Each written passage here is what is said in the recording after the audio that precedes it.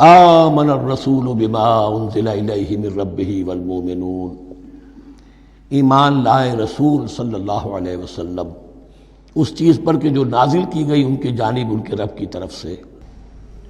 غور طلب بات ہے، یہ بڑا باریک نکتہ ہے۔ نبی پر جب وحی آئی ہے کیسے پہچان لیا کہ یہ بدروح نہیں ہے، یہ جبرائیل ہے؟ آخر کوئی اشتباہ بھی تو ہو سکتا تھا، پہلا تجربہ تھا۔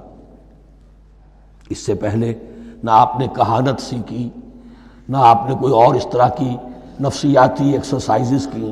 آپ تو کاروباری آدمی تھے، ایک بہت ہی بھرپور زندگی گزار رہے ہیں، اہل و عیال والے ہیں، کاروبار کر رہے ہیں، ہائی ایسٹ لیول کا کاروبار ہے۔ تو فطرت جو ہے وہ پہچانتی ہے، نبی کی فطرت وہ اتنی پاک اور صاف ہوتی ہے کہ اس کے اوپر کوئی بدروح کا کوئی اثر ہو ہی نہیں سکتا۔ بہرحال ہمارے لیے بڑی تسکین کی بات ہے کہ اللہ تعالیٰ نے رسول کے ایمان کے تذکرے کے ساتھ ہمارے ایمان کا تذکرہ کیا۔ آمن الرسول بما انزل الیہ من ربہ والمؤمنون، ایمان لائے رسول صلی اللہ علیہ وسلم اس چیز پر جو نازل کی گئی ان کی جانب ان کے رب کی طرف سے، اور ایمان لائے صاحب ایمان۔ اللہم ربنا اجعلنا منہم، اللہم ربنا اجعلنا منہم۔ کل آمن باللہ وملائکتہ وکتبہ ورسلہ، یہ دوسرا مقام ہے سورہ بقرہ کے اندر جس میں ایمان کے جو اجزاء ہیں ان کو گنا گیا ہے۔ کچھ یاد ہے آیت البر؟ لیس البر ان تولوا وجوہکم قبل المشرق والمغرب ولکن البر من آمن باللہ والیوم الآخر والملائکۃ والکتاب والنبیین۔ یہاں بھی اسی طرح ہے، کل آمن باللہ وملائکتہ وکتبہ ورسلہ لا نفرق بین احد من رسلہ۔ اور یہ تیسری مرتبہ بات آ گئی ہے کہ رسولوں کے درمیان کوئی تفریق نہیں کی جائے گی۔ کہاں؟ پہلے تو آیا تھا 16ویں رکوع میں، لا نفرق بین احد منہم ونحن له مسلمون، اور اس سے بھی پہلے آیا تھا والذین یؤمنون بما انزل الیک وما انزل من قبلک، وہ لوگ جو ایمان رکھتے ہیں اس پر بھی جو ہے نبی آپ پر نازل کیا گیا اور اس پر بھی جو آپ سے پہلے نازل کیا گیا۔ لا نفرق بین احد من رسلہ، ہم اس کے رسولوں میں سے کسی کے مابین کوئی تفریق نہیں کرتے۔ تفضیل اسی صورت میں ثابت ہے، تلک الرسل فضلنا بعضهم علی بعض منهم من کلم اللہ ورفع بعضهم درجات وقالوا سمعنا واطعنا، وہی بات کہ جو کہی گئی تھی جب ان سے کہا گیا تھا واسمعوا، کیا کہا تھا انہوں نے؟ سمعنا وعصینا، سمعنا واطعنا، وہ کہتے ہیں ہم نے سنا اور مانا۔ غفرانک ربنا، ہماری درخواست ہے پروردگار، تیری بخشش مانگتے ہیں۔ غفرانک، نون پر زبر ہے، مفعول ہے، نسألک غفرانک، اے اللہ ہم تجھ سے سوالی ہیں، تجھ سے طلب کرتے ہیں، درخواست کرتے ہیں تیری مغفرت کا۔ وإلیک المصیر، اور تیری ہی جانب لوٹ جانا ہے۔ یہاں پر وہ ایمان بالآخرہ بھی آ گیا جو یہاں اوپر نہیں آسان۔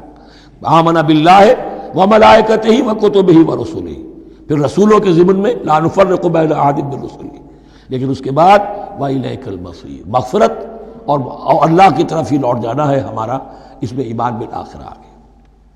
اب آخری آیت، لا یکلف اللہ نفسا الا وسعها، اللہ تعالی نہیں ذمہ دار ٹھہرائے گا کسی جان کو مگر اس کی وسعت کے مطابق۔ یہ بہت بڑے فضل و کرم والی آیت ہے، جیسے میں نے کہا تھا میگنا کارٹا جو ہے انسانی حقوق کا، کہ اجیب دعوت الداع اذا دعان، جہاں بھی مجھے کوئی پکارے، جب پکارے میں اس کی پکار سنتا ہوں، قبول کرتا ہوں۔ ہاں فلیؤمنوا بی فلیستجیبوا لی، انہیں بھی چاہیے کہ میرا کہنا مانے۔ دو طرفہ بات چلے گی، یک طرفہ نہیں۔ میری مانو، اپنی منواؤ۔ تم دعائیں کرو گے ہم قبول کریں گے، تم ہماری بات نہیں مانتے پھر تمہاری دعا تمہارے منہ پر دے ماری جائے گی۔ کرتے رہو قنوت نازلہ 40 دن کے 80 دن پڑھتے رہو، ڈھاکہ تو بیٹھ ہی جائے گا، بیٹھ گئے۔ یہودیوں سے شکست تو ہو ہی جائے گی، ہو گئی۔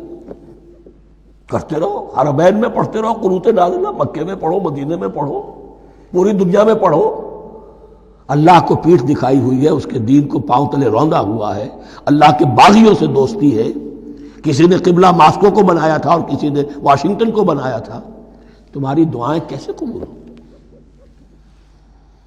لیکن یہ جو آیت ہے یہ اس اعتبار سے بہت بڑی رحمت کی آیت ہے کہ اللہ تعالیٰ کے ہاں وہ اندھے کی لاٹھی والا معاملہ نہیں ہے کہ تمام انسانوں سے محاسبہ ایک ہی سطح پر ہو۔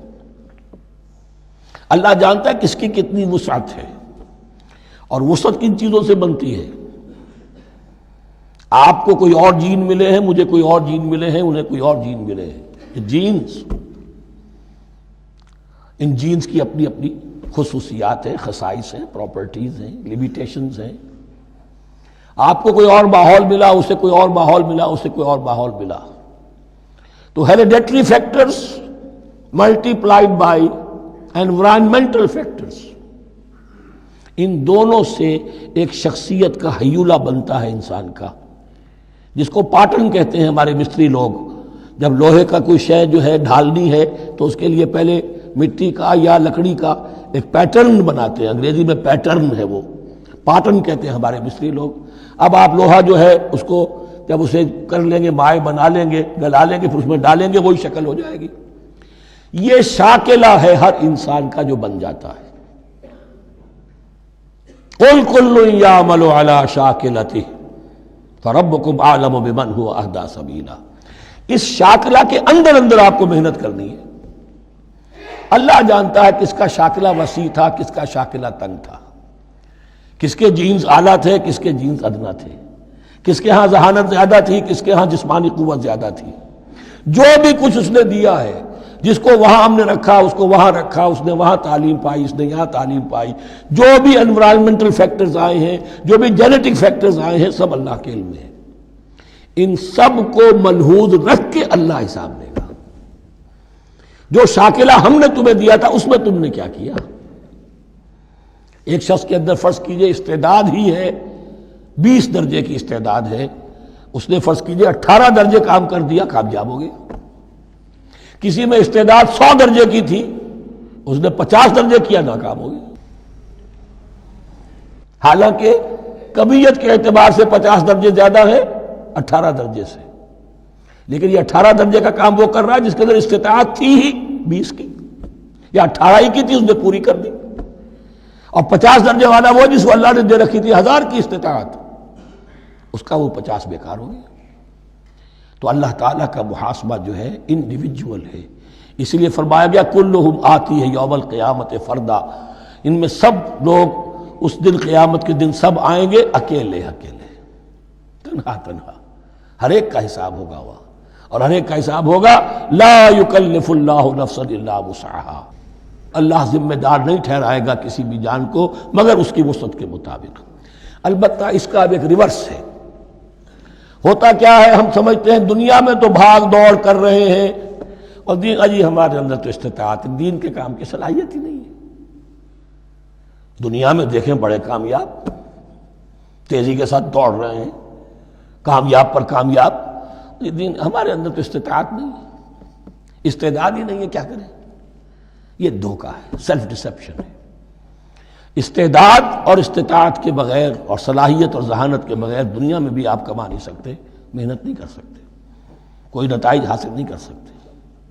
یہ دھوکہ اپنے آپ کو نہ دیجئے، یہ ہے جو کچھ کر سکتے ہو کیجئے، کھودیے اپنی شخصیت کو، کھود کھود کر جو نکال سکتے ہو نکال دیجئے۔ ہاں آپ نکال سکیں گے اتنا ہی جتنا آپ کے اندر ودیت ہے، زیادہ کہاں سے لے آئیں گے؟ اور اللہ نے کس میں کیا ودیت کیا ہے وہ جانتا، اس کا حساب لینا جو ہے محاسبہ وہ اس پر ہے کہ جو اس نے تمہیں دیا ہے۔ لا، اور یہ مضمون قرآن مجید میں 5 مرتبہ آیا ہے بہت اہمیت کے ساتھ۔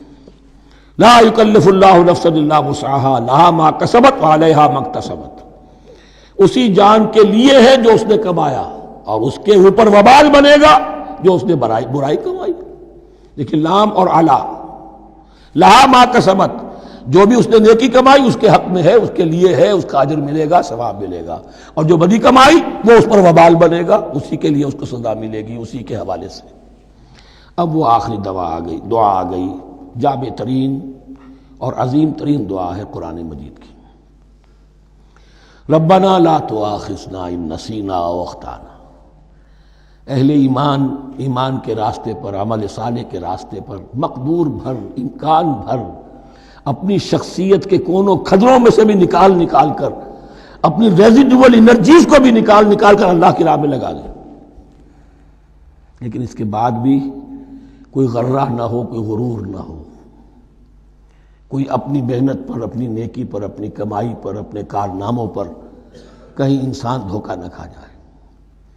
کیفیت کیا رہنی چاہیے؟ وہ یہ ہے تواضع، عجز، انکساری۔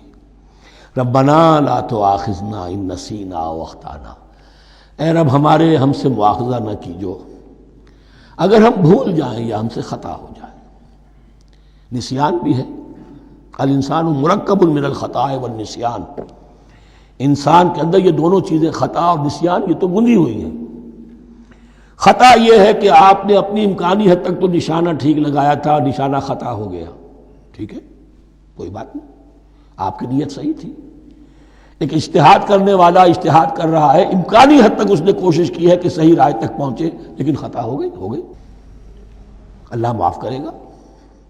اس نے اپنی امکانی کوشش کی تھی، لہذا اسے ثواب ملے گا۔ مجتہد مخطی بھی ہو تو ثواب ملے گا، مجتہد مصیب ہے، صحیح رائے پر پہنچ گیا ہے تو دوہرا ثواب ملے گا، لیکن مجتہد مخطی ہے تب بھی ثواب ملے گا۔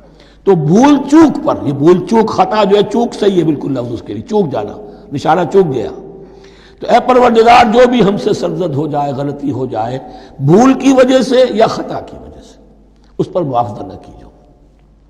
ربنا ولا تحمل علینا اصرا کما حملتہ علی الذین من قبلنا، اور اے رب ہمارے، ہم پر وہ بوجھ نہ ڈالیو جس سے ہم لے کر چل نہ سکیں۔ دیکھیے ایک حمل ہوتا ہے جس سے حمال کا لفظ بنا ہے، جس کو لے کر انسان چلتا ہے۔ حمال اس بوری کو یا بوجھ کو اٹھا کر چل رہا ہے، جو آپ کی طاقت میں ہے اور جس سے لے کر آپ چل سکیں، وہ ہے حمل۔ اور جو ہو آپ کو بٹھا دے، اسر اس کو کہتے ہیں۔ یہ لفظ سورہ اعراف میں پھر آئے گا، یضع عنہم اسرہم والاغلال التی کانت علیہم۔ حضور کی شان یہ بھی تھی کہ انہوں نے لوگوں کے بوجھ جو ان کی طاقت سے بڑھ کر تھے ان کے کندھوں سے اتار دیے۔ ربنا ولا تحمل علینا اصرا کما حملتہ علی الذین من قبلنا، اے اللہ تو نے بڑے بڑے بھاری بوجھ ہم سے پہلے لوگوں پر ڈالے۔ شریعت بھی پہلے بھاری تھی، بہت سے معاملات ہم نے دیکھ لیے، روزہ ہمارے لیے کتنا آسان کر دیا گیا، رات کو نکال دیا روزے سے، کہہ دیا خاص طور پہ کھاؤ پیو ضرور، سحری ضرور کرو، تسحروا فإن فی السحور برکہ، کتنی آسانی ہے۔ رات میں تعلق زن و شو کی اجازت ہے، وہاں ان کے روزے میں چپ بھی تھا، چپ بھی رہو، نہ کھاؤ نہ پیو، نہ تعلق زن و شو، نہ گفتگو، تو آسانی کی ہے۔